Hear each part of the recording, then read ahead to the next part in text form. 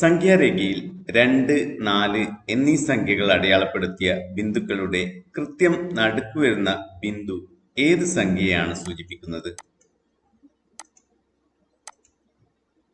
2നും 4നും കൃത്യം നടുക്ക് 3 ആണെന്ന് എളുപ്പത്തിൽ കാണാമല്ലോ. എങ്കിൽ -2ന്റെയും 4ന്റെയും മധ്യബിന്ദു ഏതാണ്?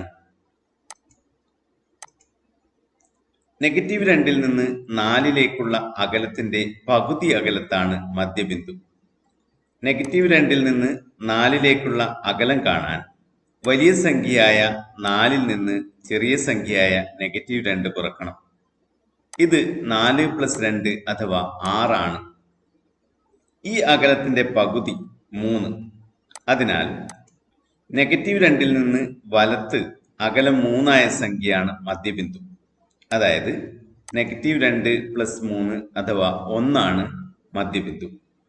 ഇങ്ങനെ ഏത് രണ്ട് സംഖ്യകളുടെയും മധ്യബിന്ദു കണക്കാക്കാം. ബീജഗണിതം ഉപയോഗിച്ച് രണ്ട് സംഖ്യകളുടെ മധ്യബിന്ദു കണ്ടു നോക്കാം. എക്സും വൈയും രണ്ട് സംഖ്യകളാണെന്ന് കരുതുക. എക്സ് വൈയേക്കാൾ ചെറുതാണ് എന്നും കരുതാം. അപ്പോൾ എക്സിന്റെ വലതുവശത്താണ് വൈ. ഇവ തമ്മിലുള്ള അകലം y-x ആണ്.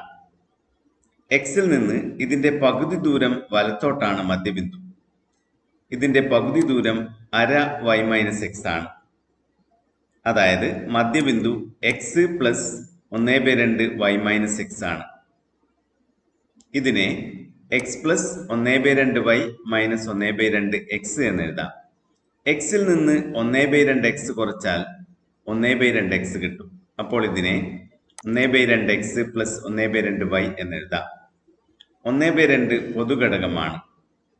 അതിനാൽ ഇതിനെ 1/2 ഗുണിക്കണം x + y എന്ന് എഴുതാം. അതായത് x, y എന്നീ സംഖ്യകളുടെ മധ്യബിന്ദു 1/2 x + y ആണ്.